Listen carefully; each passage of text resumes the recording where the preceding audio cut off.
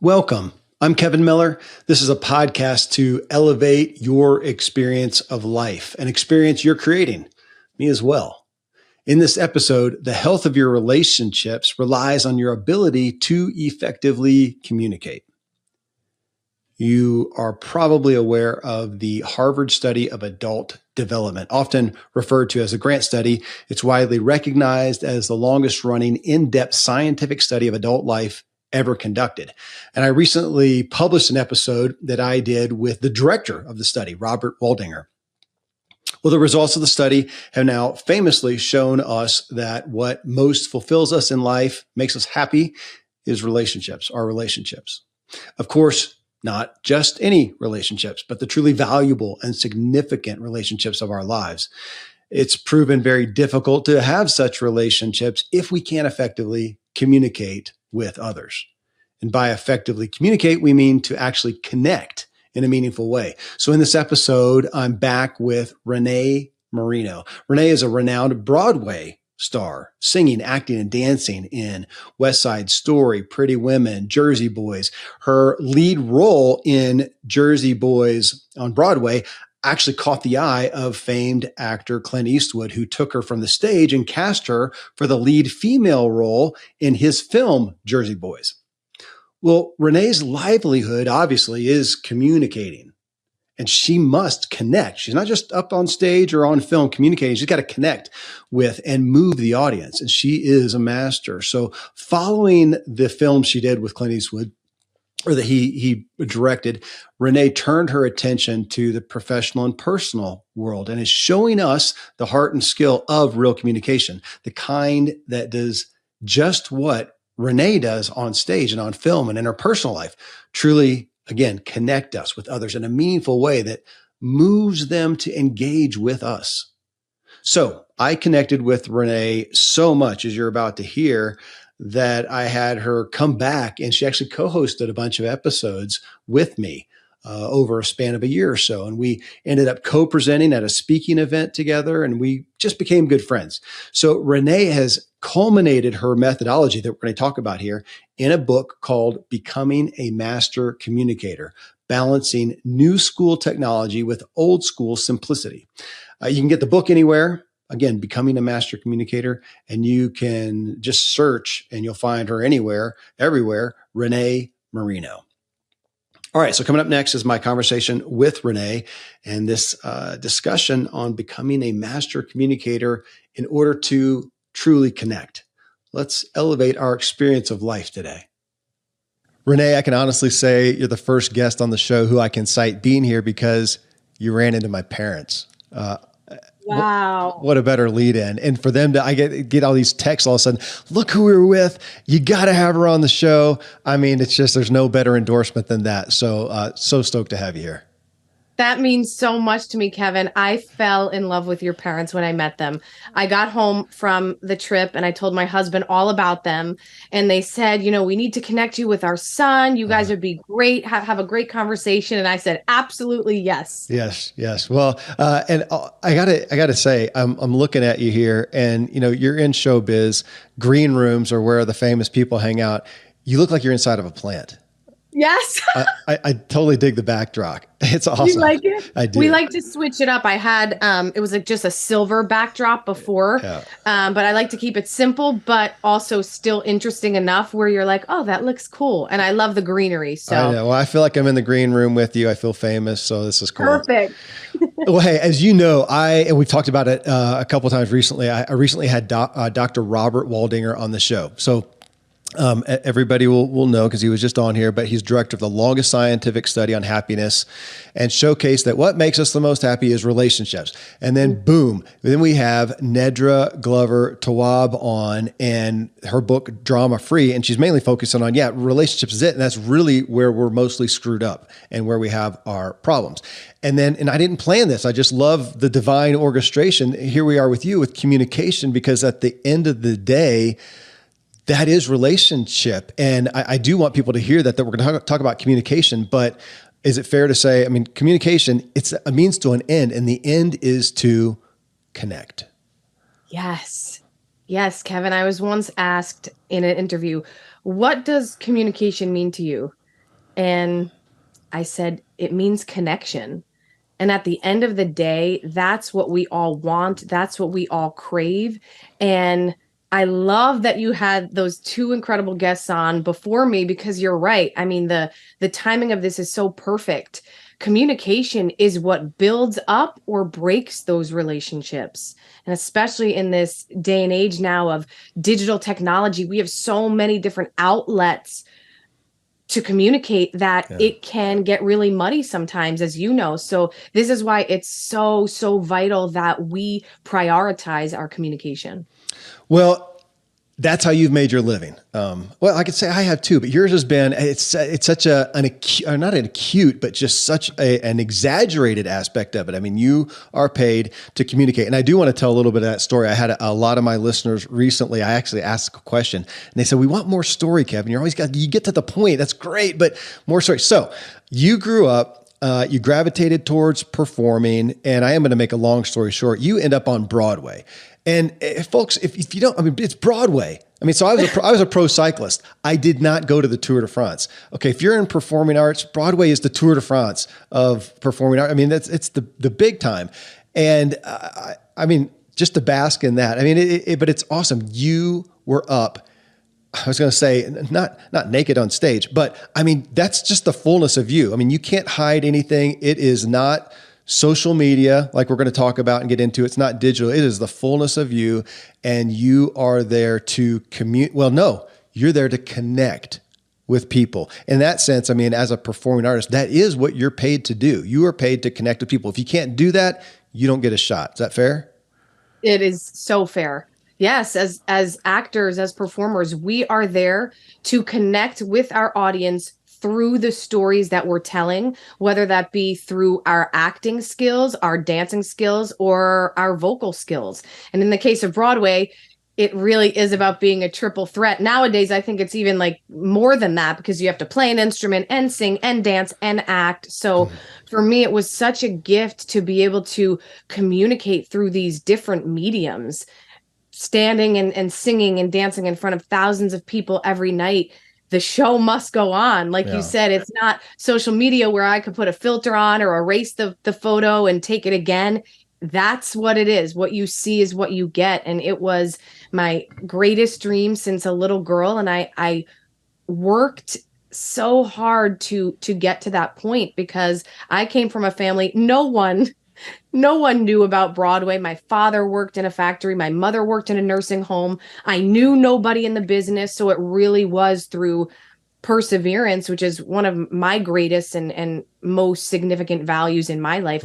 That perseverance of pushing through and training and working hard. And you know all about training, Kevin. I know you get that. I do get that. The thing that gets me in this, Renée, really, as I look at your material and your book is, we're talking about communication. Again, we're talking about connecting, but communication is how we do that. It's how we do relationships. And to be fair, I want to drive this home because you drove it home to me, and I want people to hear that communicate. That is how we do relationships. If we can't communicate, we can't do relationships. And yet we have no teaching on that. We don't get that in school. We don't get how to win friends and influence people, and just these basic skills. And what I feel is paramount here in this show is, as we talk about and get into some of our growing lack of communication in the culture, the upside of that is it doesn't take a truckload of effort to really stand out. And so the opportunity is huge. So I feel like this is a great opportunity episode of focus that we're going to give you. You're going to hear some things from Renée that you can take, you can apply immediately. And that's what it is. It's opportunity. For sure. Communication creates opportunities. I want you to think about this. Think about every area, every aspect of your life, from relationships to work to your goals and dreams. Now, try to think about each of those aspects and which are not tied to communication. You can't, because they all are. Everything in our lives starts with communication. And when we learn to master this skill, we become limitless. But as you said, and you stated it so beautifully, it's something that we don't often think about let's use relationships once again. It's sometimes not the first thing you think about. And my mission is to create a communication movement where people start to make this a priority in their lives, because it's like breathing. We don't often think about how we're breathing until something's going wrong and we're having a panic attack. And all of a sudden it's like, oh my gosh, I can't catch my breath. Well, in life, oftentimes we don't think about the way we're communicating or connecting with others until something does go wrong in a relationship, or there is some tension between someone at work or one of our loved ones. So yes, communication creates opportunities. To point out a primary issue, however, especially as we talk about you being on stage, it's not even recording. And I am going to get in a little bit to your on-screen life as well. But when you are on stage on Broadway, it is live. If there's a mistake, everybody sees it. There's no redo. There's not an instant replay or whatnot. And so it's vulnerable. And we would all sit here and go, gosh, that takes a lot of, bravery or whatever. I'm going to say courage. It takes a lot of courage. Reading your book, though, that's what hit me for myself. And I'm going to, as I always do, I think, be candid about some of the issues that I see for myself that I need to continue, that I am trying to grow in. And it takes courage to communicate, period. It takes courage to communicate well, to communicate vulnerably, to really connect takes courage. I have not been the most courageous person in this. Doing this right now with you, I am in my office or my studio alone. We're talking, I'm totally comfortable. Now put me on stage, make it live. I'm not as comfortable. Even though I put my 10,000 hours in on conversations, I'm comfortable with that. But man, it takes a lot of courage. And I want to lay that out there, because as we talk about this, I don't want to minimize that. As people hear this and we talk through some of the nuances, we're talking about, you may not be up on stage, but if it's just with one person and you're trying to really communicate, and you're going to hear some of the ways that you're probably not doing it well, it does take some courage. Can we lay that on the table? 1000%. It takes courage, and it also takes practice. Yeah, training. I don't want to forget that, because no matter what it comes down to, again, our goals and dreams in life, our relationships, our work, everything takes practice.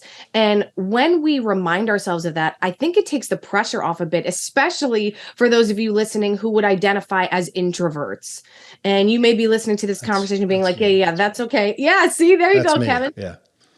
Maybe for you, you're like, oh yeah, this is just something I cannot do. I assure you, I promise you, you can, but it will take practice. And anything that's worth something wonderful in our lives, it's going to take practice. And I just wanted to pause a minute, because Kevin, talk about courage. The fact that you're able to say this over your microphone, even though you're in your studio by yourself, and you're allowing all of the people all over the world who are listening to your interviews to know that this is something that you maybe struggle with. That takes so much courage. And I know for myself on the other side of this interview, that makes me just so much more inspired by you, because you're showing your vulnerable side. And what I have noticed, especially in this landscape we're living in, is that vulnerability is one of the missing links to what I see on social media when people communicate, because we convince ourselves, oh, if I tell Kevin that I sometimes get nervous on stage, well, then he'll think that I'm not as good as I want him to believe I am. But really, the parts of ourselves that we often want to hide the most are the ones that connect us with others the most. And you just proved it. So thank you, Kevin. And I want to say kudos to you, because the first step to anything is what I call that communication with self, that awareness to even know, yeah, this is something I don't love so much. It's something I need to work on. Well, thank you. And living in a glass box like we do, I'm so aware that what I'm saying here, my wife can hear, my kids can hear, and they know me. And so if I'm not honest, one, and two, it's interesting that I feel like the more I have been vulnerable, to be candid, the downloads increase, and Yes. the shows do. So that's an interesting aspect of it too. So we're going to get real vulnerable here in a minute, though. I do want to, just as far as story goes, I watched you last night in a movie, and I want to hit the story because as we talk about courage, that's a big part of your story of getting that movie role. So folks, the quick story here. So she's on Broadway doing the show Jersey Boys, which is a story of Frankie Valli and the Four Seasons. It's such a fun movie. Such a fun story. So she's doing that on stage, and the long story short, Clint Eastwood then is going to make a movie about it. And what a great opportunity it would seem for you. You want to be a part of that or audition for it, and they're not really going to let you. And I like that you said in your book, you thought, yeah, Marissa Tomei is probably going to get this part or something like that. I mean, which by the way, she's way too mousy to get that part. That was for you. But so you weren't going to have the opportunity and tell the story because it took you communicating and took some courage, and boom, you're on the big screen. Yeah. Well, it was 2013. And as you said, Kevin, I was performing as the role of Mary Delgado, Frankie Valli's wife, in Jersey Boys on Broadway. So for those of you who may not be too familiar with Broadway, think about it like being able to be a quarterback in the NFL. Like this is like the heights for an entertainer, for a performer. So I'm playing this role at the highest level I could be. And one Sunday matinee, I'm on the stage singing My Boyfriend's Back with my fellow castmates. And looking at me from 10 rows back is the legend himself, Clint Eastwood.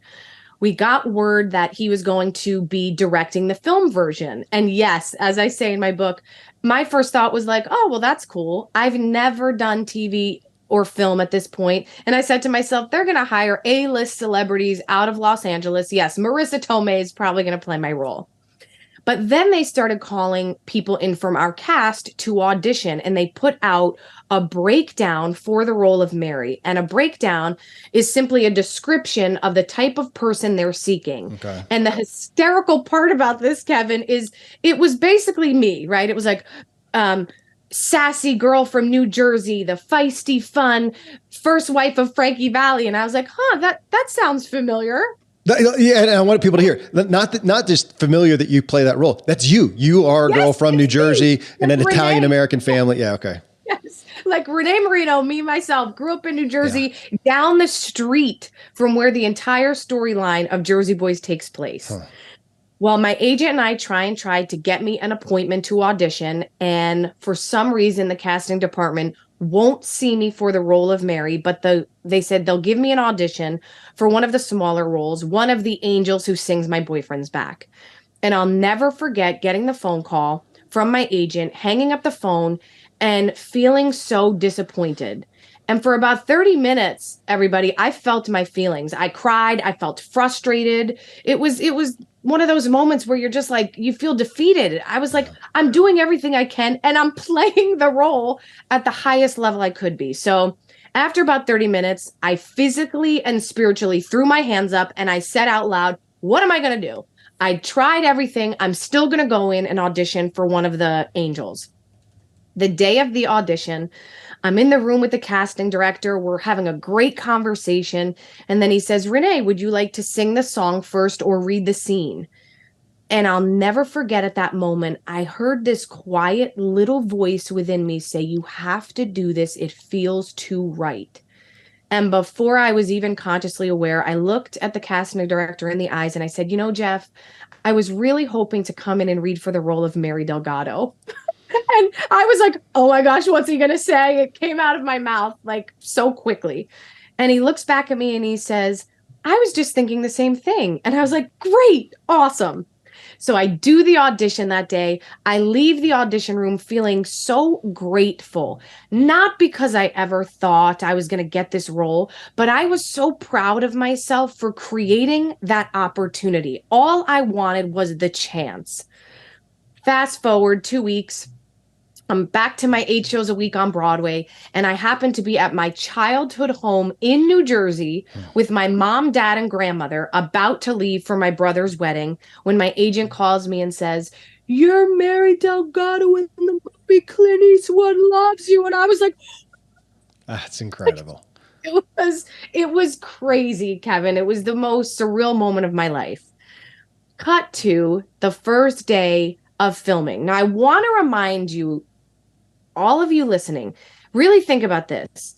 I have never stepped foot on a film set or TV set, like film set before. This was like jumping off of a cliff. And I know we all have those moments in our lives where it's like, oh my gosh, what am I walking into? It's a new job. It's a new position. What are they going to think of me? It was surreal. But again, I heard that quiet voice say to me, Renée, you know what you're doing. Clint Eastwood hired you. Trust in your talent and leap. And I'm in my first dress for my first scene where Frankie and Mary meet. And I walk into the location and Clint Eastwood's whole team is like, Renée, welcome. And before I know it, the legend himself walks up to my right side and says, you know, I went around to all the different casts, but nobody was in your class. And then you came in and put yourself on tape, and it was the icing on the cake. And I was just holding back the tears. I couldn't believe that this is Clint Eastwood talking to me. I go to film that first scene. And after we filmed that day, Clint and I sat and ate lunch together. And every day from that day forward, I would sit with Mr. Eastwood and eat lunch with him and pick his brain like a sponge. Yeah. Clint, what does this camera shot mean? Clint, when did you start acting? Where are you from? Where'd you grow up? Because for me, one of the most vital components of communication is being what I call a complete listener. Yeah. And that's listening to hear and absorb and not just listen to respond. Yeah. And I learned some of the greatest lessons of my life because of listening in this way. It's a month into the project. I'm sitting eating lunch once again with Clint Eastwood and the producer of the film. Side note, everyone, I love eating more than anything. So I'm sitting there eating lunch, and the producer and Clint start talking about how Clint knew he wanted me for the role when he saw me perform on Broadway. And I stared at them. I put my fork down, which takes a lot. Yes. And I looked at them and I said, do you guys want to hear a funny story? I didn't have an appointment to audition for the role of Mary. The only reason I got to is because I opened up my big mouth in the room and asked. And the two of them look at each other and they go, what do you mean? We requested you. We said, we want the girl from the Broadway show to come in and audition. Wow. Imagine my surprise. Yeah. And I came to find out that day, Kevin, that there was a middle person casting associate juggling a few films at once and just dropped the ball on having me come in to audition. And I am so grateful that this happened, to share this message that when we learn to confidently and effectively communicate, we open the door to opportunities. And for me, if I didn't speak up in the room that day, I could have missed my once in a lifetime opportunity. I love the story. I want to hit right there though. Once in a lifetime opportunity. Because I heard your story, my first thought is, oh, and now you go from there and you're just going to be in all these other films, right? And yet that's not really where the story goes. And you go from that opportunity, once in a lifetime opportunity, you're on Broadway, now you're on the screen, and you say, in essence, what you told me the other day, I wrote it down, I'm ready to activate some other gifts. Like, seriously, if I'm your agent, I'm pissed now. Okay, come on, seriously? Really? Well, we're going for an Oscar now, and you're going to go activate. That's pretty awesome that you, I don't know. I want you to speak on that a little bit, because you know the pressure that we feel, especially career-wise, to, as we make progress, that we've got to build on that. We've got to create the inertia, man. If you're a doctor and you went to med school and you've been doing it for 5 years, even though you're not enjoying it, or maybe you just kind of got that out of your system, or maybe it's great, but you're just interested in something else, you can't do that. I mean, first thing you say to somebody, especially somebody close to you, about, yeah, I'm thinking about doing something else. Are you kidding me? You have invested so much into this, Renée, that you need to stick with that. And you're saying, nah, I'm interested in this, in pursuing communication coaching. You said writing, teaching, and coaching. Now I ask you, I mean, you said it's not like you're never going to be on stage or on screen again. You're still open to that, but that's not what you're actively pursuing. But that right there is it's courageous. And that's why I want you to speak to it, because there's a lot of people out there that feel like, no, I put so much into it, I need to stay here. Here you are, once in a lifetime opportunity. Instead of going to the next greater thing in that realm, you say, no, I got a great thing over here that I'm interested in. That's a big shift. For sure. For sure. And I love that you and I spoke about this the other day, because it is such an important point. We, as business owners, no matter what we may do for our careers, we put pressure on ourselves to do things the way that it's supposed to be done, right? I like to say, and I say this in the book, we should do this, we should do that, we should all over ourselves. Mm-hmm. And I think what's really helpful is to eliminate the should from our vocabulary. But to backtrack, after I did the film, it was one of the most incredible years of my life. Right after I filmed the movie, I got engaged. And then 2014, when the film came out, I also got married. Mm. And from there, I felt like I was on the trajectory, like, oh my gosh, maybe we win an Oscar, right? There's all this buzz. And some wonderful things happened career-wise after the movie. I did my first television show, where I was on the path to be a guest star, but it was a brand new show, so it only lasted 8 episodes. But that was amazing for me. See, I like to look at everything I do and pull the lessons and the gifts out of it. Mm-hmm. So even though, yes, it was, this brand new TV show isn't lasting for me, I was like, yeah, but Renee, you just did your first guest star role. Mm-hmm. Check, you did it. So I did that. I did a few commercials. I performed out in Los Angeles, wrote my own one-woman show. I got to sing for David Foster, created a connection with him. So there was a lot of other wonderful opportunities that happened after the movie. But yes, it wasn't what we would think, right? Oh, this girl, she's a newbie in the film world. People are wondering, who is she? What's next? But other big films didn't come after that. And I believe that doing that movie, yes, it was a gift as far as a performer and my career accolades, but it was for a bigger purpose. Yeah. And that purpose, Kevin, was for me to be able to share it with you all just as I did. Because the bigger picture here is that communication is what can help shift our lives, our relationships, our work life. But we don't place enough emphasis on it. And I believe that that's part of my life's mission. So after doing the film, I came back to Broadway, did Pretty Woman the musical. And at that time, I started writing my book. And it was pretty hilarious. I'd run off stage with all my makeup, my dance shoes on, and the crew guys would let me use their room to write. And I'd be there writing in between numbers. And once that show closed in 2019, as you said so beautifully, I was ready to activate my other gifts, because I've always felt that if God, the universe, whatever you may believe, I believe God gave me these gifts of writing, of coaching, of speaking on stages. If he gave me those gifts, I must use them in this life, or else, oh my goodness, I'll feel like I've wasted it. One of my favorite quotes is by Chaz Palminteri from the movie A Bronx Tale. And he says, the saddest thing in life is wasted talent. And that's how I feel. So at that point in my life, I said, okay, I've done 5 Broadway shows, 3 national tours, a movie, TV show, commercials, wrote my own one-woman show. I want to see about this being an author coach thing. And that's how it happened. And from there, I took a course, started coaching, at first, just business owners and entrepreneurs on how to get on video and be themselves with confidence. And that brought me to where we are today.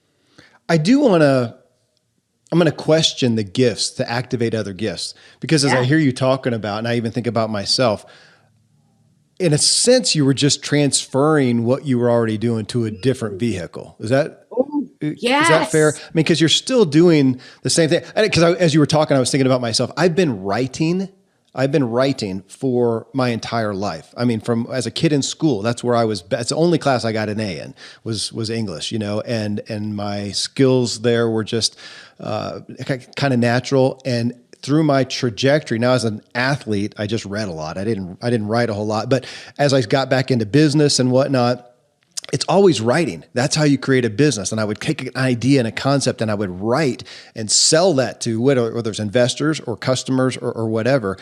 And yet it's only as of late that I have decided I want to write a book. My book comes out, this May. So I'm applying it in a different way. And I really want to pursue more of an author role and step outside of business. So I feel like I'm kind of transferring the skills to another place. And you've been up on stage, you're on screen, you're communicating, and now you're taking what you did and applying it elsewhere. I just like the concept because I think so often people don't realize the transferable skills that they actually have. They think I know how to do X and that's it. And if I don't have the opportunity to do that, man, I'm just out of luck. And go, no, you've got transferable skills and experience and credibility that can go over here. What do you think? Oh, Kevin, you gave me chill bumps. Everyone, I hope you highlight and bold that as you're taking notes here. Transferable skills. I love that. And yes, you stated it so beautifully because that's exactly what I did. And I recently thought about this as well because I said, you know what? Yes, I call myself a communication coach right now, right? It's almost like what do we choose to place emphasis on at what point in our lives? Yeah. Right? Because as you just said, you've always been an author, you've always been a writer, but now you're at this stage where you're ready to kind of put the spotlight on that gift. And now I'm an author.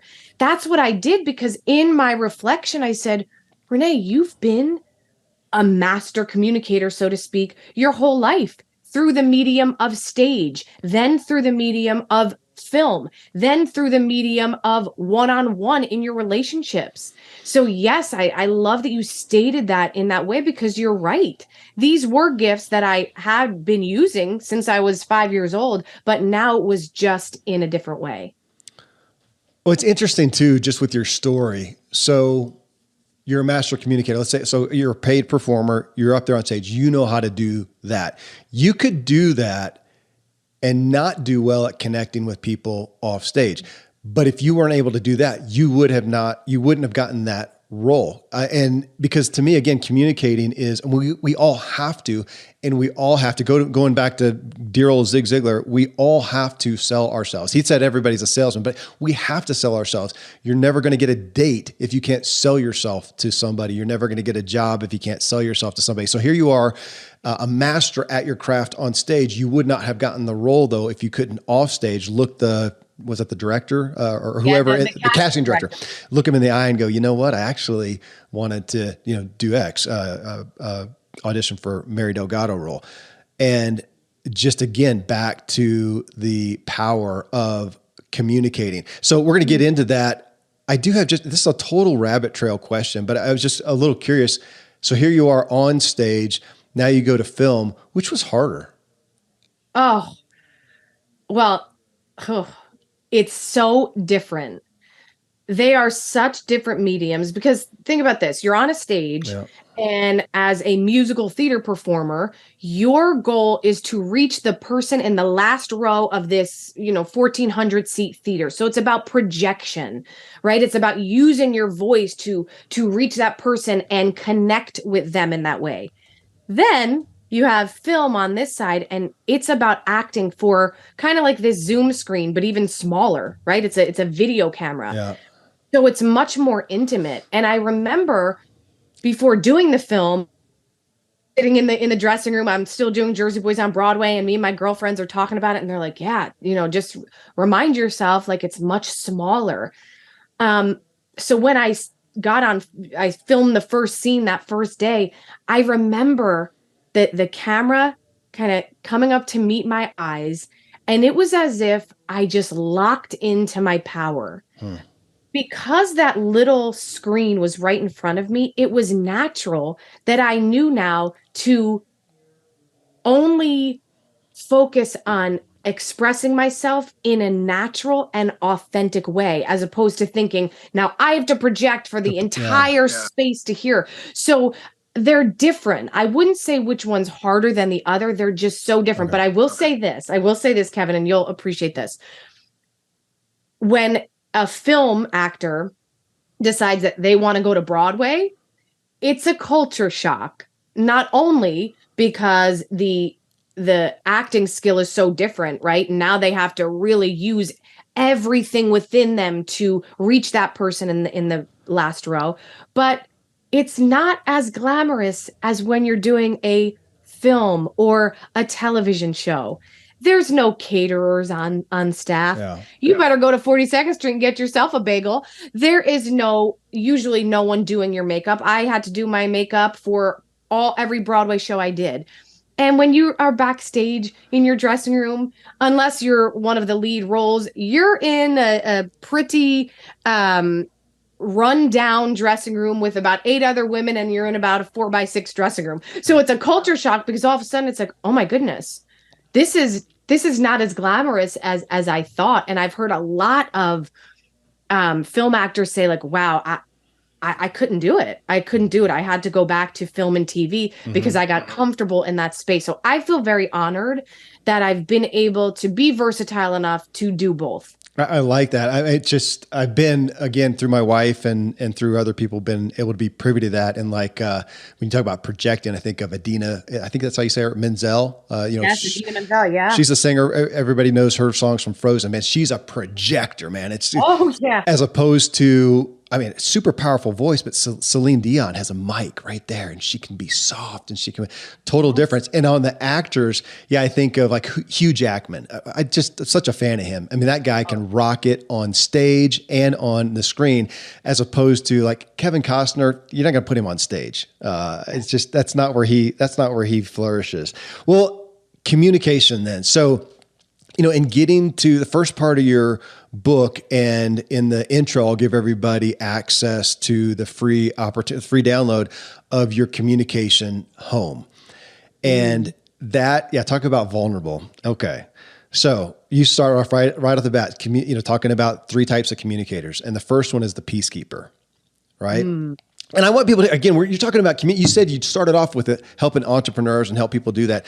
But your book is a self-help book. That's why you're on the show. Yeah. It is about communicating at the most intimate, whether you're talking about with your spouse, your kids, or whatever, or if it's on stage or on a camera or in your work or whatever. So you talk about the peacekeeper.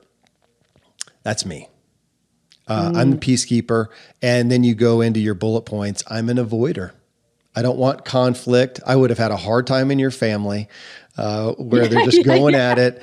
And, I'm a mediator. I'd just rather take the blame. Can we just move on and can we just have peace? So that's a problem. So you have the peacekeeper. A lot of people are going to relate to that. And I'm just giving a quick overview. Then the passion player, and that's going to be you, I assume.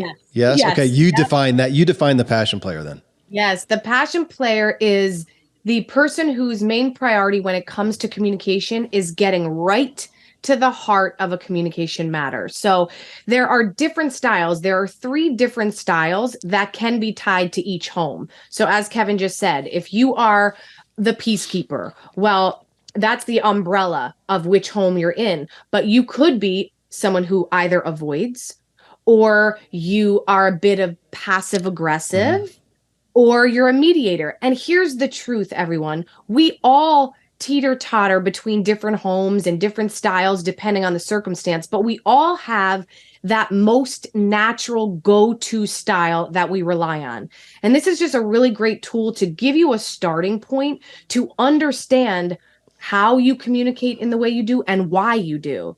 So for myself, I am definitely in the passion player. I am all about direct verbal interaction. So Kev, if you and I are best friends and I'm sensing some tension, maybe you're texting me, and we've all done this. You read the text in your own voice, even though we don't know the true tone of it. And I go into what I call assumption animosity, which is animosity from assuming what one means to be true. And I'm assuming, oh, Kevin seems like he's just really pissed off today. What's his problem? I'm the person, as the direct verbal interactor, I would pick up the phone and I'd say, hey, Kev, just real quick, I got your text. I just want to make sure everything's cool. Are you good?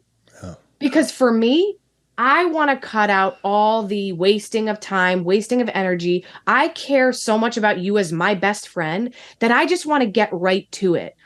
And I recognize as a communication coach, that's not easy for everybody. Right? You just said it, Kevin. That's not your style. It can feel aggressive and even overly assertive, maybe even a little accusing coming at me. Yeah. Yes, exactly.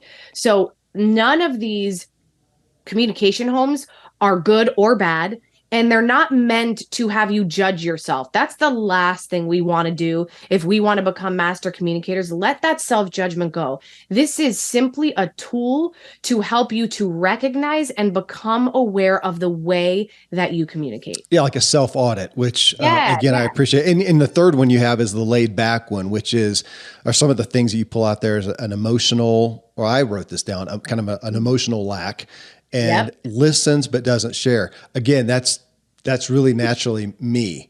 Yes. So, and I'm working on it. Literally, I mean, literally, that's a primary part of my therapy is to feel my own emotions and be aware Mm. of my own emotions and to share those because well, let's go to that because you talked about that you can vacillate. Not, I don't you didn't use the word, but you can jump back and forth there.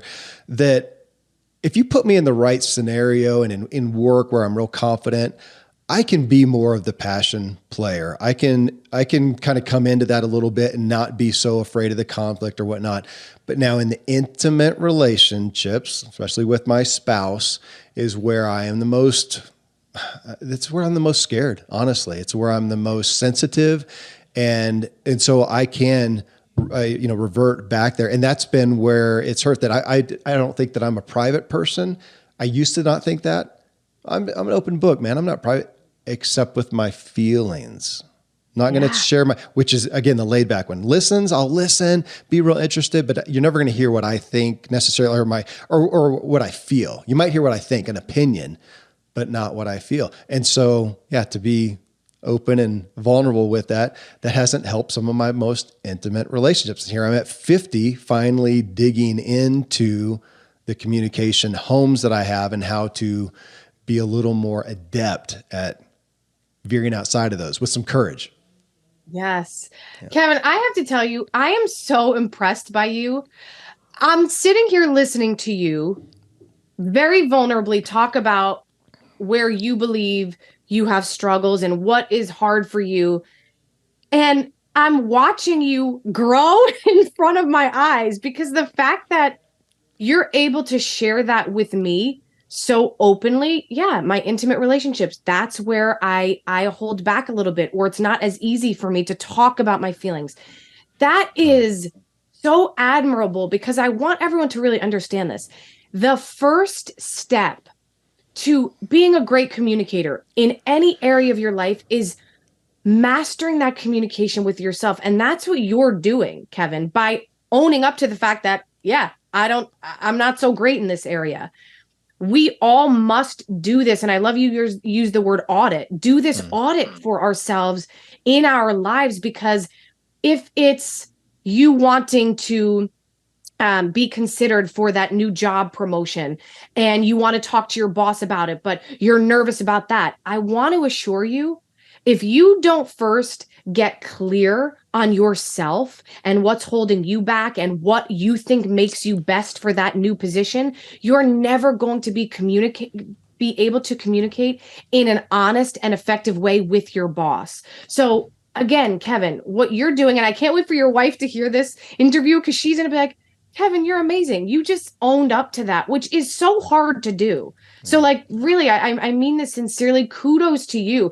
And Thanks. you sharing this, you are not alone. You are not alone, even in any way, shape, or form. When my husband and I first started dating, I talk about this in the book as well. We were dating for, I'd say, like a month, right? And it was clear that we both really liked each other.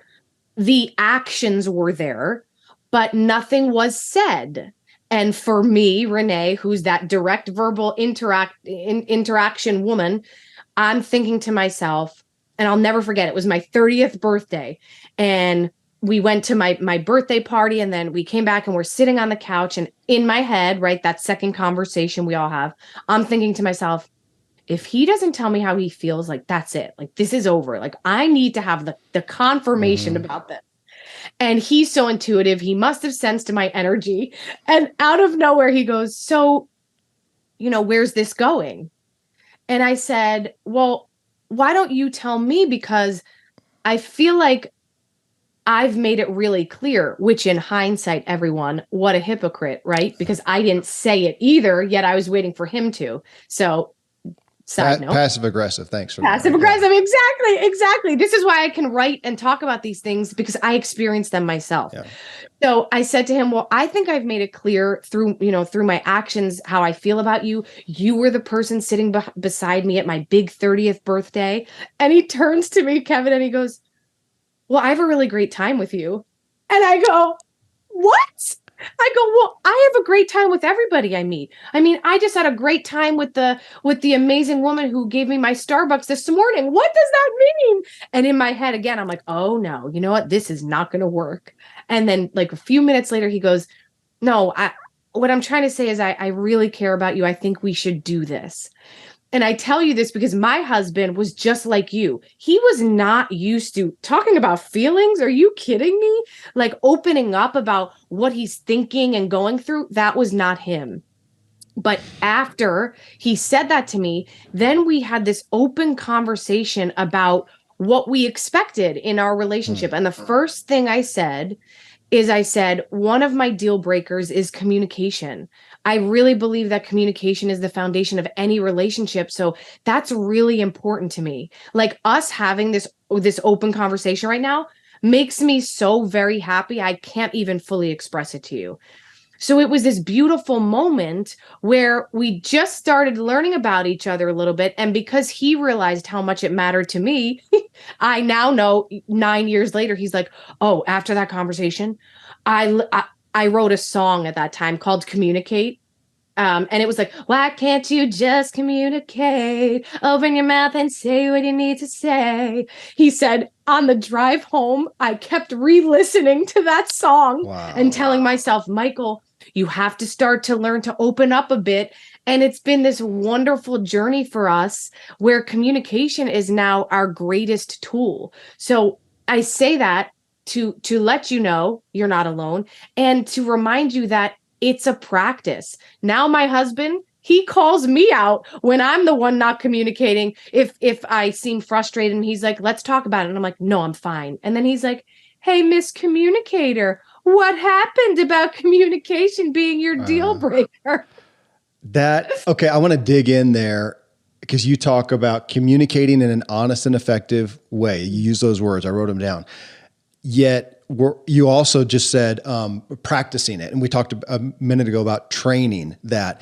And when we look at, back again to the Zig Ziglar sales type concept, to practice your lines. Well, that's what you do, that's what you made a profession out of. But even there, he's talking with sales to know what you're talking about, to know what you might say if somebody says X, Y, Z, to know how you're going to present yourself, to know how you're going to show up and to be ready to ask a question, to listen. There is a structure there. And I know because I've heard it that people struggle with holding that aspect, having somewhat of an agenda, a plan, a training, a practice. It doesn't feel, they have a hard time holding that with honest and being authentic. Authenticity is a big word today. And they feel like, gosh, if I'm rehearsing, it doesn't feel authentic, but my gosh, what can we do? Is there anything that we do really well that we have not trained to do to some aspect? So when we're talking about interaction with another person, you're still you. Can we say that? You're still you. You're talking about your feelings, your emotions, but you are saying, how can I do this in a way that does connect with somebody? I'm probably not going to do that off the cuff naturally. Nobody does that well. You didn't get up on stage and just kill it day one. You train and you practice. So I feel like that's what you're calling us to. But just hold that, because I know that that's a hard thing for people, again, to hold authenticity, honesty, and yet some planning. Is that the best way to say it? Yes, absolutely. One of the things I teach is my connect method, which starts with first step, communication with self, then owning who you are, right? This is a really important piece here. I want everyone to understand and recognize we are all different. This is why there are different communication homes. This is why I'm here talking with my hands, high energy, and Kevin's telling us that he happens to be, a little bit more subdued when it comes to talking about his feelings, right? We're all so different, and that's beautiful. That's what makes the world go round. So having a structure of how to be an authentic and honest communicator, I like to say it's a loose structure. So the first step is understanding you. First, having that recognition of I have to operate within the means of who I am.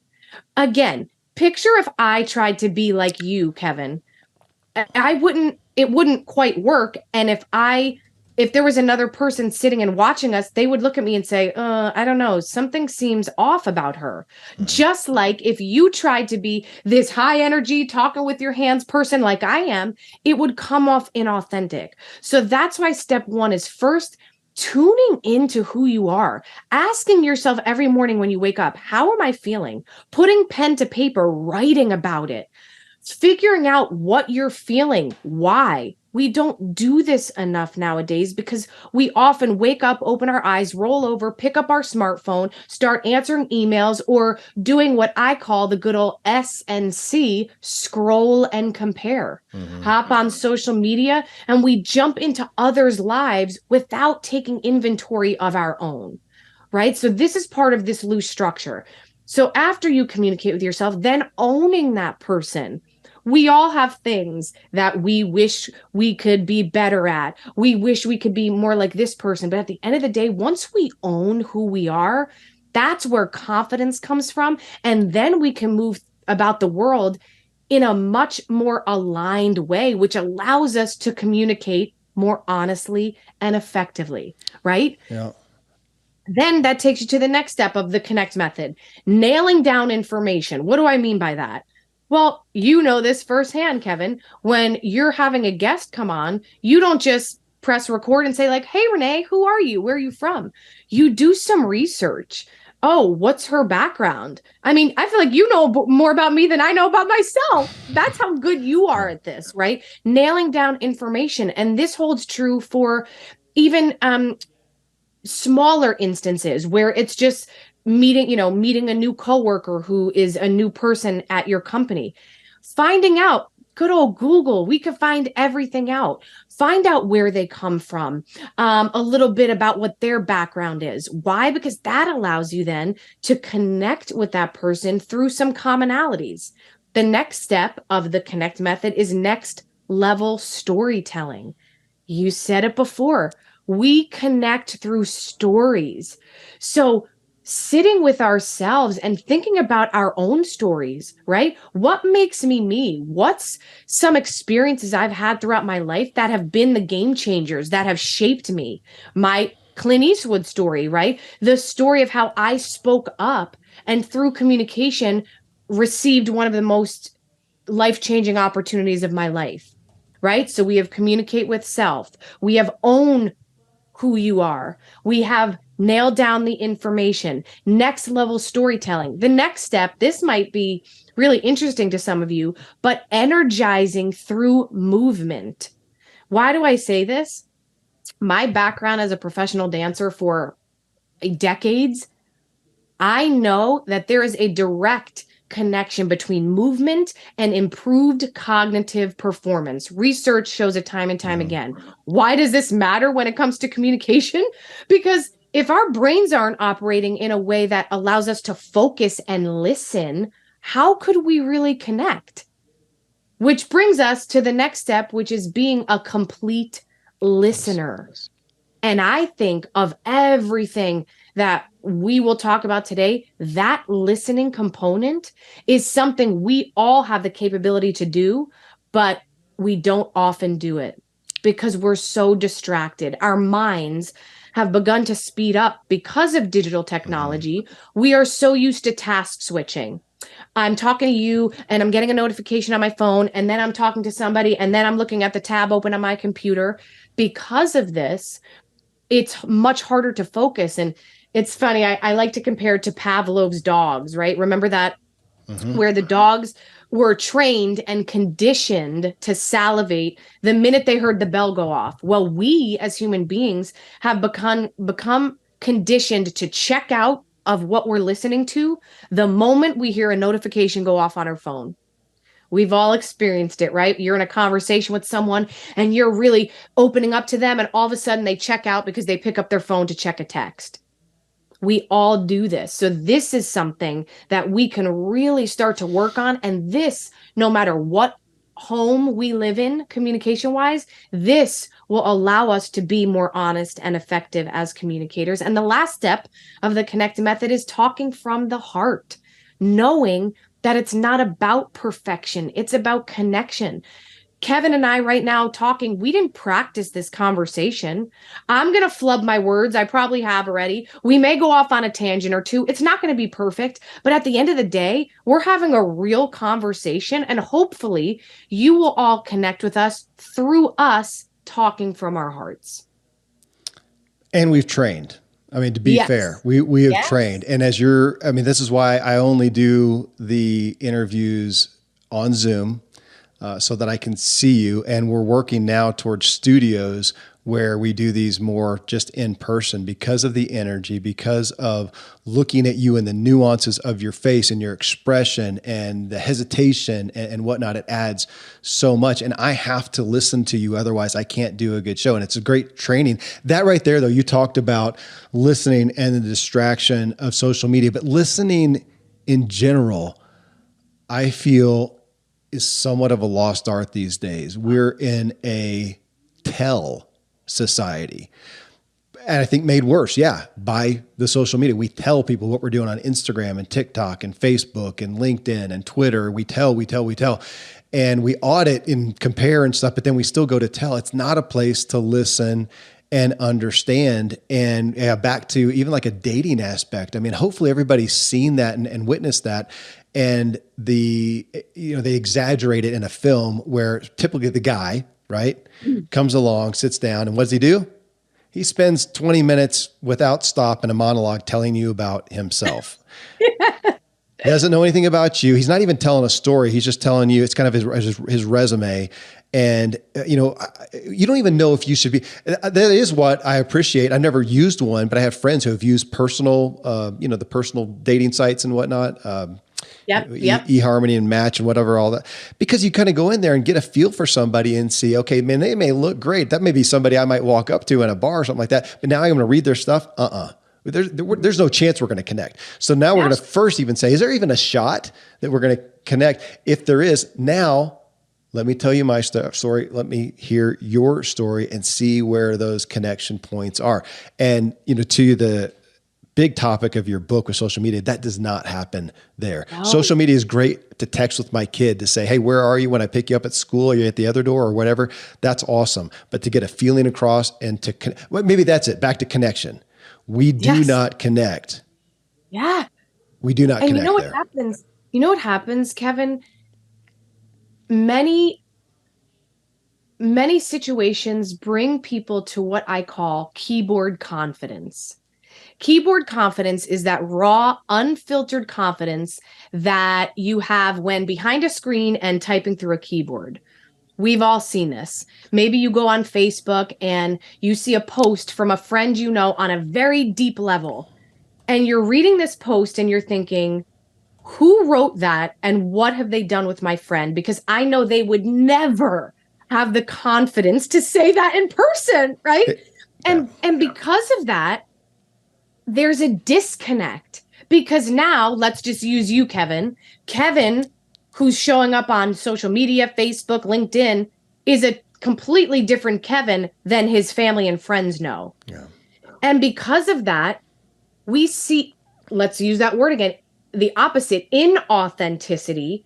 And how could someone connect with you when it's like, well, which person am I getting? Because he feels confident when he's behind a screen, but not when we're face to face. In the book, I compare it to the Wizard of Oz and the wizard who wears this mask, right? In the movie, I love it so much. Dorothy and her friends, they journey to go meet the wizard. He's going to grant them all their wishes, and they get there, and he's this huge, big presence, right? He's this big, literal mask with this deep voice, and he's really intimidating. Then there goes Toto, and he pulls back the curtain, and we see him for what he is, which Dorothy refers to him as an insecure humbug. And he's this little man with a very meek voice. And he's like, what are you doing? You can't see the real me. But isn't it interesting, everybody, that he was only able to help Dorothy and her friends when that mask was removed and he stepped into who he truly was. Yeah. The same holds true for us. We cannot connect with each other until we are being the person that we are when no one else is around, the person that we are with our closest friends and family. Now, this isn't to say, of course, we have different aspects of our personality, right? We're a little more maybe silly or laid back with our family, but for the most part, if you're going to post, send an email, a text that you would not be comfortable talking about in person, ask yourself this question. Would I be comfortable saying this in person? If the answer is no, restructure it and rewrite it the way you would. And before you send a text, an email, a message on social media, ask yourself this second question. Does this represent me and my intention? Oftentimes we quickly write a text and we send it and then we're like, uh-oh, that came off so bad. Last week, I sent a text to a friend of mine and I did it quickly. I'm glad it was funny, but this is an example. I intended to write, I love you, you're an angel, to my girlfriend. It sent and it said, I love you, you're a bagel. Beautiful.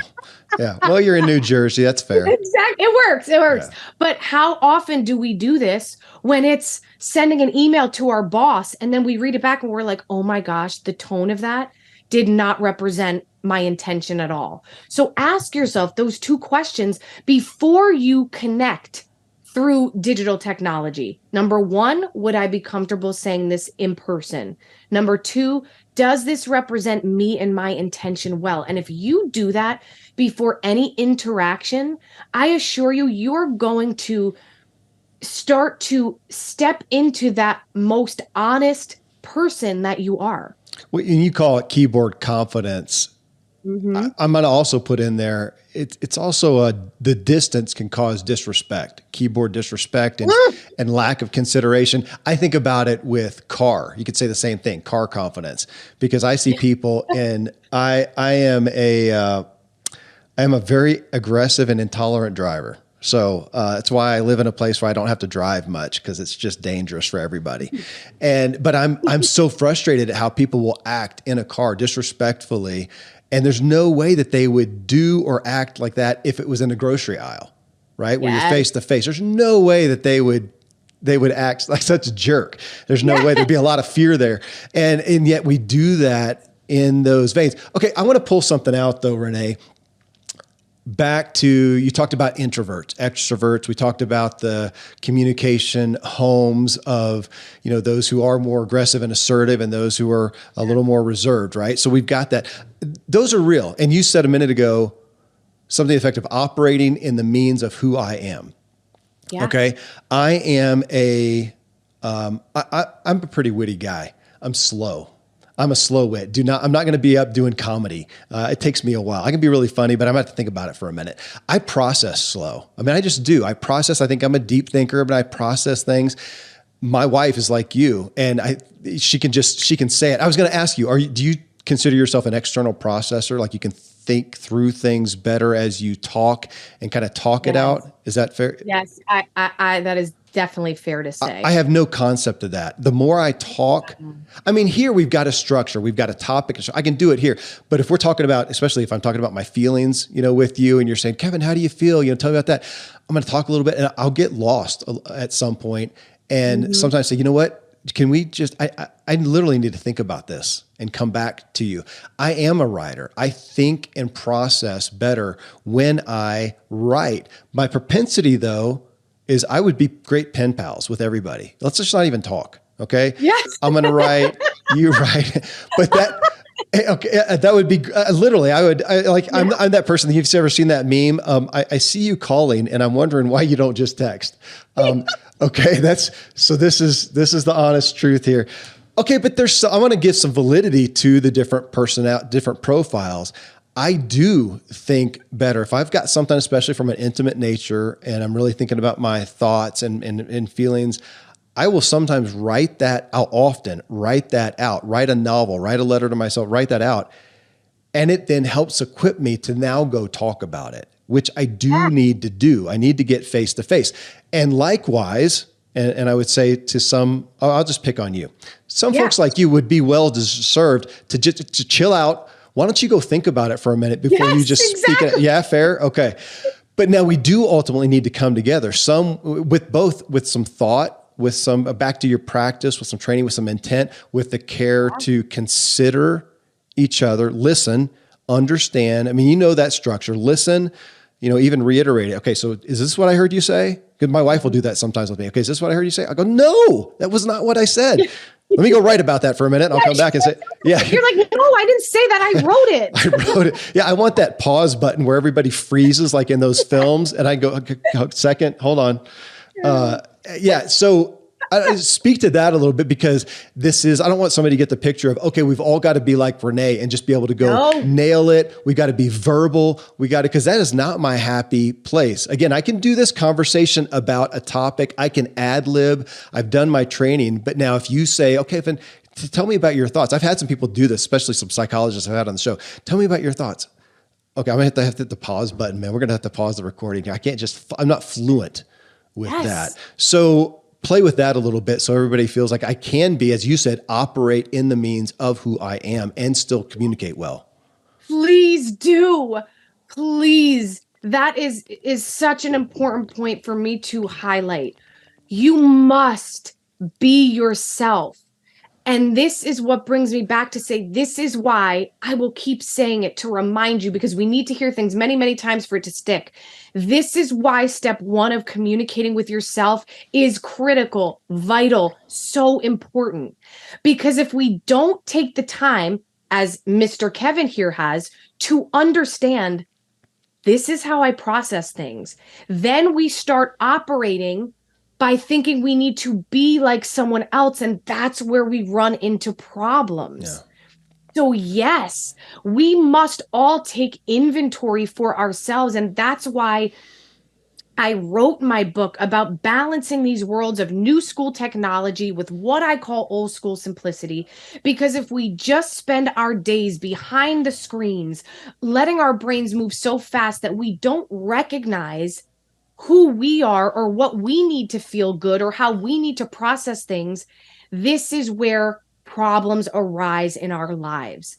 My husband and I, again, perfect. We sound like you and your wife. When he's upset about something, say it's work. And of course I'm like, so what's going on? What happened? What'd they say? And I'll laugh because sometimes he'll be like, yeah, it was good. And I'm like, okay, but like good how? What did they say? And he's like, all right, listen, it was a tough day. I just need to take some time. Yeah. And that's great because now I understand his way of doing things. He needs to go off by himself a bit, process it, and then he'll come back maybe later that night or the next day.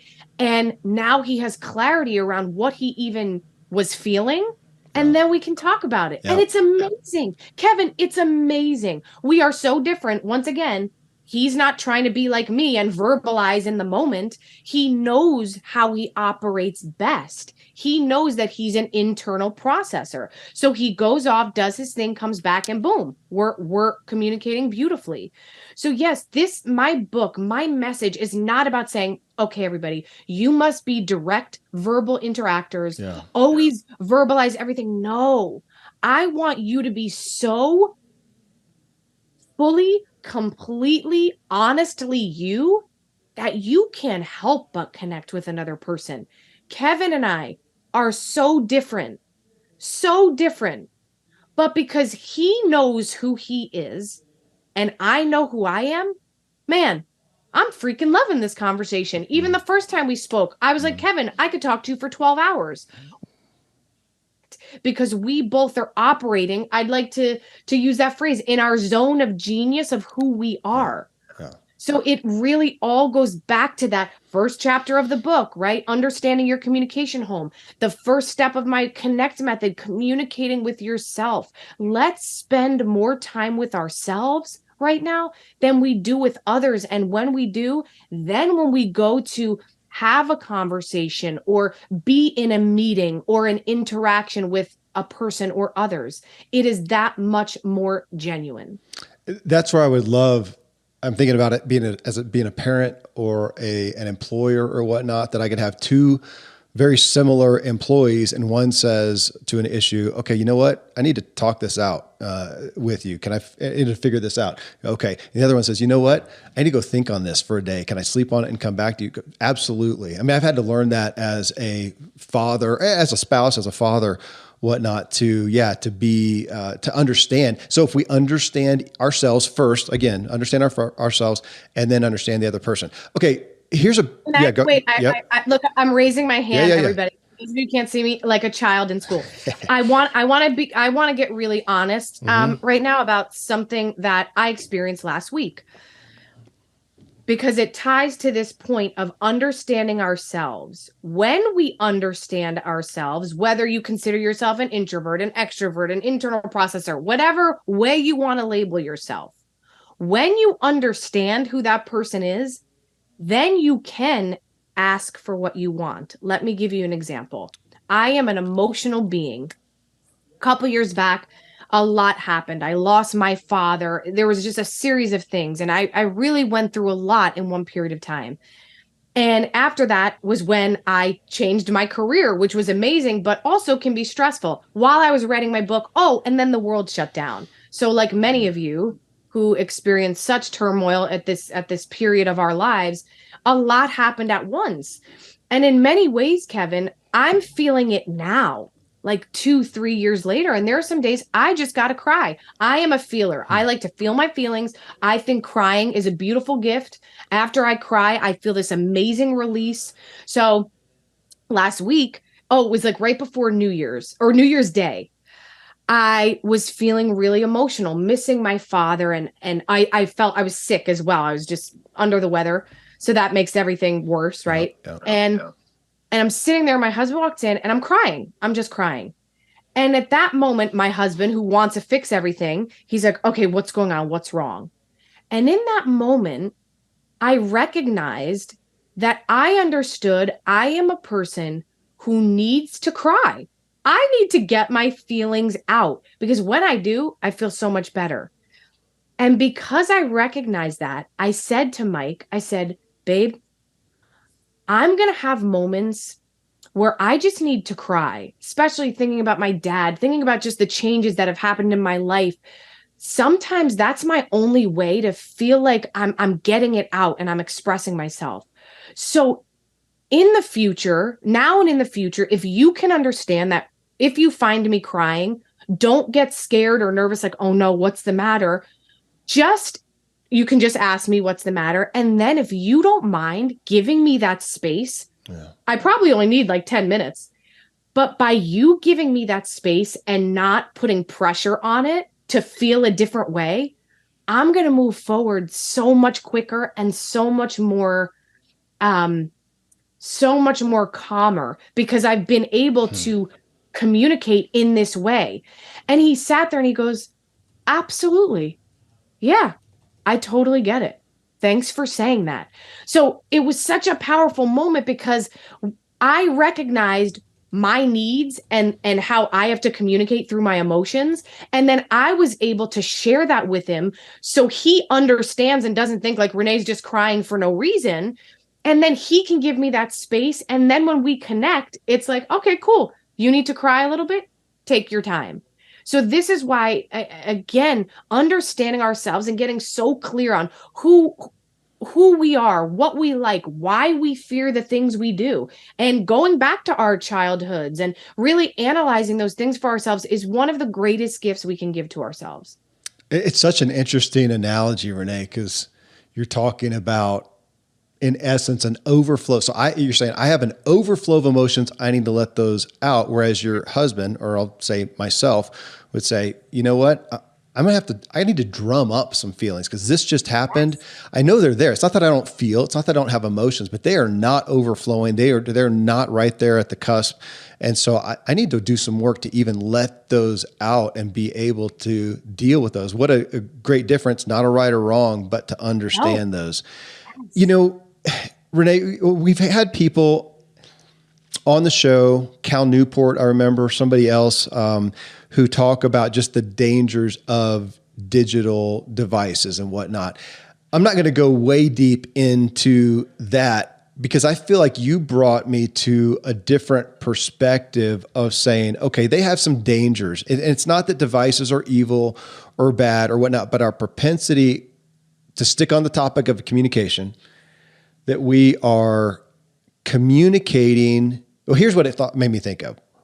We're over communicating these days. We communicate nonstop. Like you talked about, we can't stand in a line at the coffee shop and just be there with the people we're around. We're texting, we're over communicating, and we are under connecting, and it's changing us. It made me think of, from a health and wellness standpoint, the idea of, especially here in America, that we are dramatically overfed and undernourished. Yes. We're eating more than ever. We've never had more access to any and all foods, and we are overfed and undernourished. So over here, we're over communicating and we are under connecting. And so what you're talking about, again, is not just a great idea. It's not even just, as I talked about, a great opportunity. It's saying we kind of got a sickness going on in the culture, and this over communicating and under connecting is really handicapping us. So as this happens, we are less and less and less able to connect, even when we have the opportunity. And so if we're doing I've seen this with my kids have talked about it, that as there's more connection via these electronic devices, even if you're sitting next to the person and you're snapping and Instagramming and texting and whatever, and not doing that, when the time comes to where you actually are face to face, you don't know what the heck to do. I mean, we are deprogram. What would be? We're untraining ourselves. Yes. From it. So this is a bigger issue than I think we understand. 1,000,000%. The light bulb for me that went off when I was deciding what exact part of communication I wanted my book to be about came when I was at a restaurant with a dear friend of mine. We're catching up, we're chatting, we're like, oh, have you been? Blah, blah, blah. This family of 5 sits next to us. Yeah. A mom and dad, teenage son, and 2 young children. And Kevin, for the entire 2 hours, none of them spoke because they all had their heads down in a digital device. The parents and the teenage son on their smartphones, and the 2 kids on, a video game device. And I'm not kidding when I say my heart broke. Yeah. Because I looked over at this family and my first thought was, they are missing out on beautiful moments of connection to be glued to a screen. And I see this time and time again when I'm sitting in a waiting room at a doctor's office or online at the grocery store. I love small talk. I think it's a lost art. And back in the day, let's just say, use that phrase, back in the day, right? You'd sit in the waiting room of the doctor's office and you sit there and maybe you smile at the person next to you and you say, hi, how are you? And before you know it, you're in a conversation and you realize, oh my gosh, you know my cousin Judy? That's where you grew up? We must have all the same friends. Before you know it, maybe you made a new friend. Maybe that even became the person who became your husband or your wife. Beautiful opportunities for connection. And now I go in the waiting room of the doctor's office and I smile at someone and they look at me like I have 10 heads and I think, whoa, I was just saying hello. I wasn't asking you for $500. It's okay. And it really is heartbreaking because those are the moments that we're missing out on because of our investment of this digital technology. What I call a master communicator, which a master communicator, right? Because we're always in a state of becoming. A master communicator is a person who knows the right time and place to communicate through digital means, i.e. texting, emailing, and the right time and place to put the devices aside and have a direct conversation. When you understand that right time and place, that makes all the difference.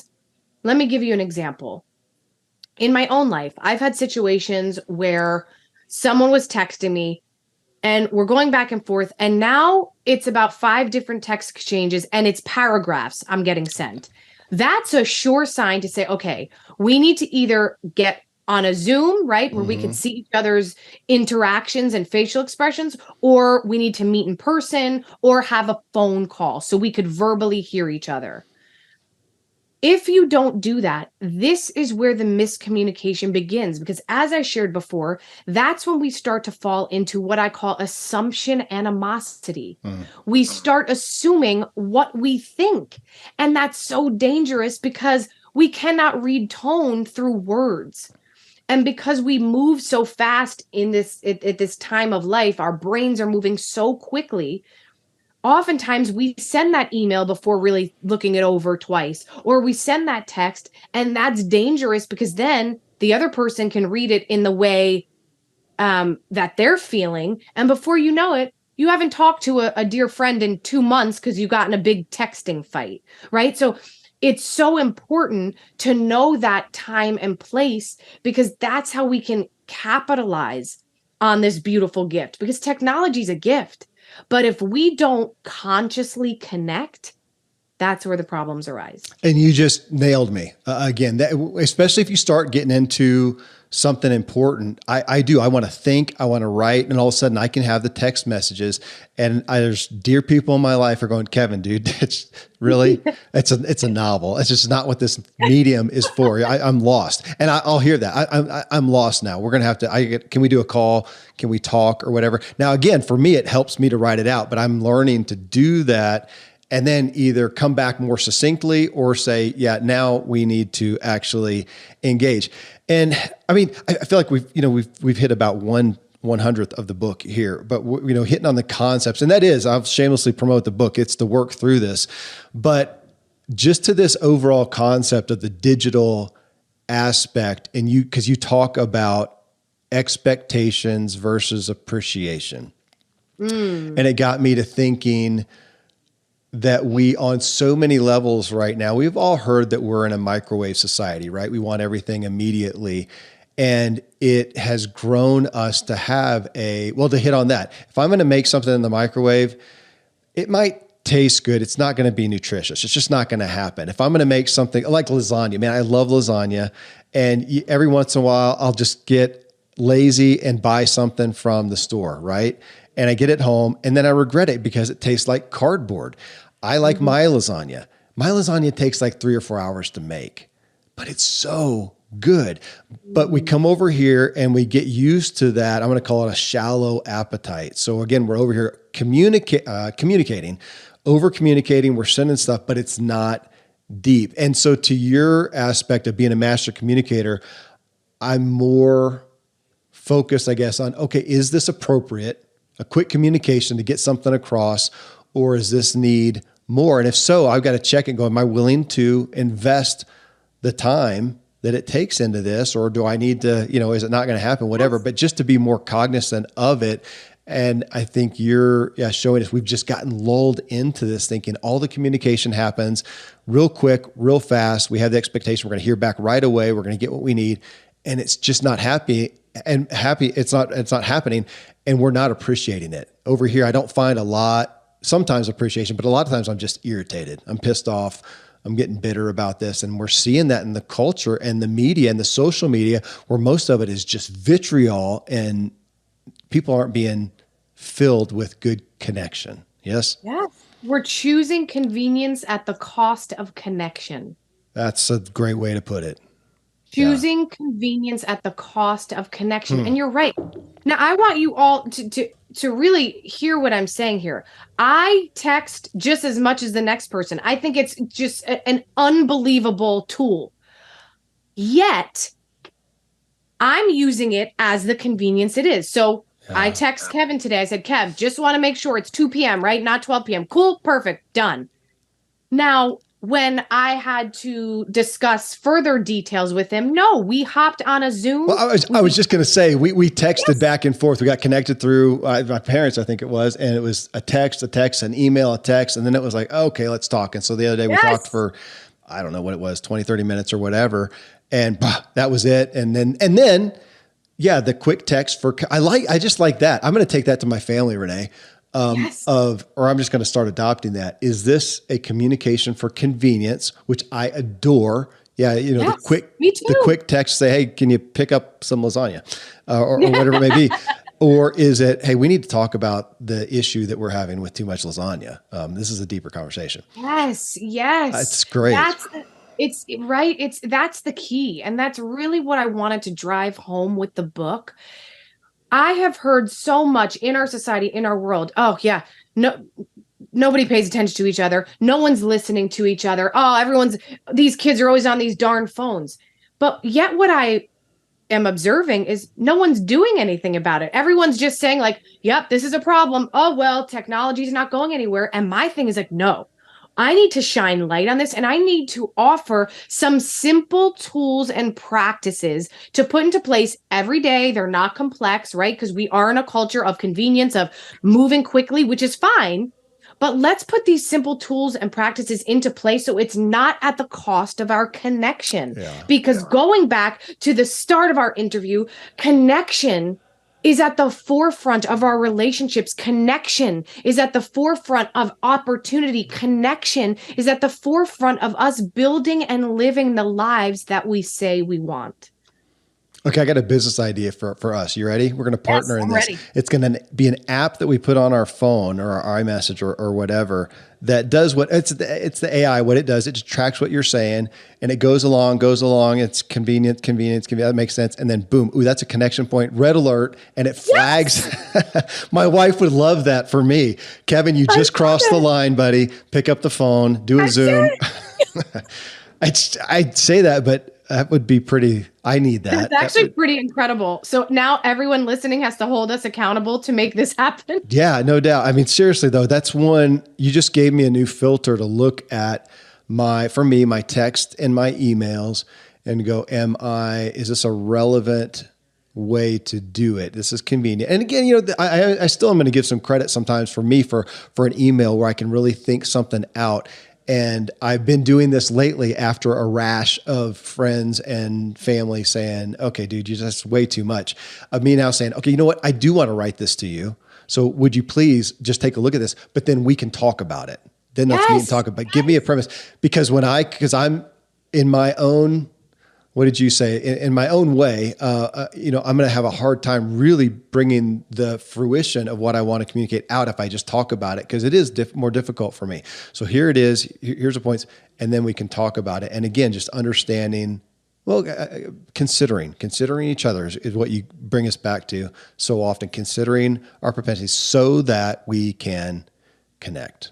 Yes, and Kevin, I love that you shared that that's what you do, right? Because again, you're operating in your zone of genius. You're operating from your communication home because you know that if you just verbalize something, it is not going to be representative of what you're really thinking and feeling. So you must write it out first. I love that you do that because guess what I do from the opposite end of the spectrum? As the direct verbal interactor as I am, I record myself. This is a great practice, everybody. This is great for when you're practicing getting on camera. This is great for before an important conversation. I use my voice memo app and I just speak it out, right? So something will happen. I'll feel something in the moment and I record myself. Okay.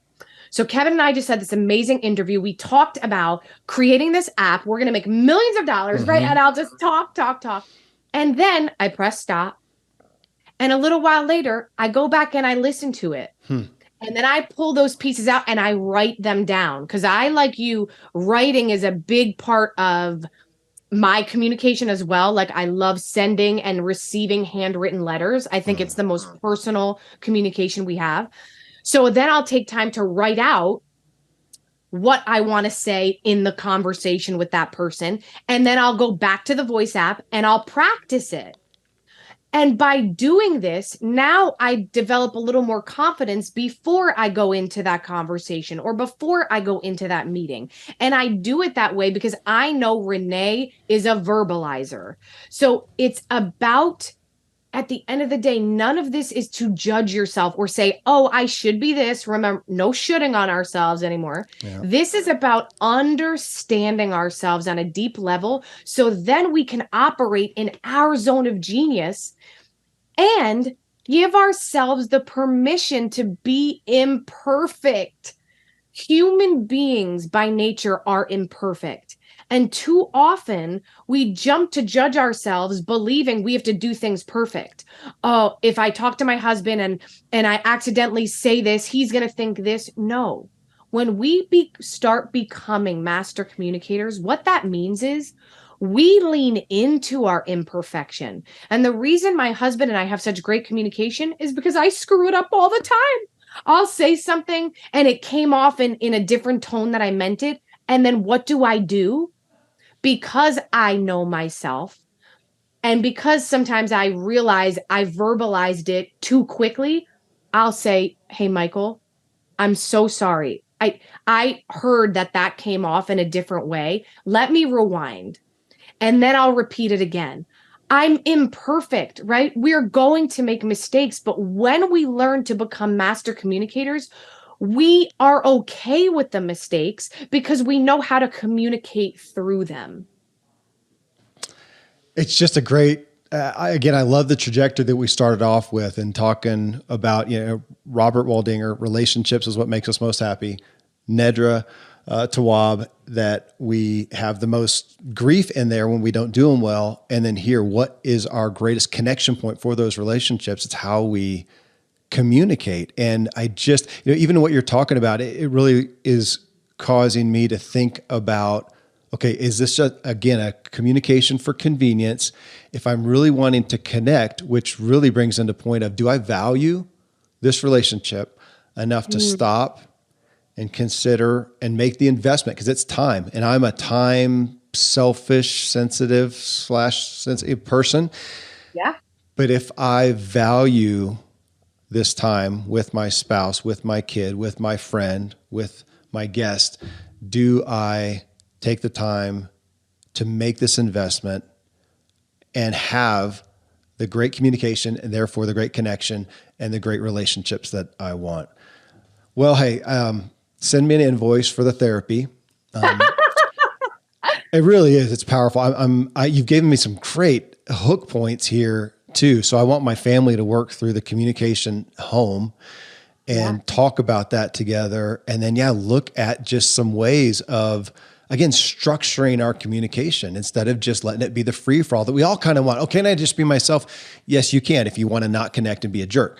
Yes. Otherwise, we've got to make it be yourself, but with some effort, with some structure. It's great. I'm so grateful that you stepped off stage at least long enough to do this for us and bring us this book and the message, Renee. It's just a gift to me, and I'm so excited to bring it to the audience. Thank you. Thank you. Thank you so much, Kevin. This has been so much fun for me. And thank you for allowing me to verbalize this, because as we just shared, I realized that's when I learned so much, when I verbalize things that I'm like, oh yeah, I have to drive that point home. By verbalizing it, I'm able to then communicate it in a better way. So thank you so much for allowing me to be on your beautiful platform. And thank you, Kevin, really, thank you for being so vulnerable and being so honest, because you're just inspiring everyone who's listening to you to do the same.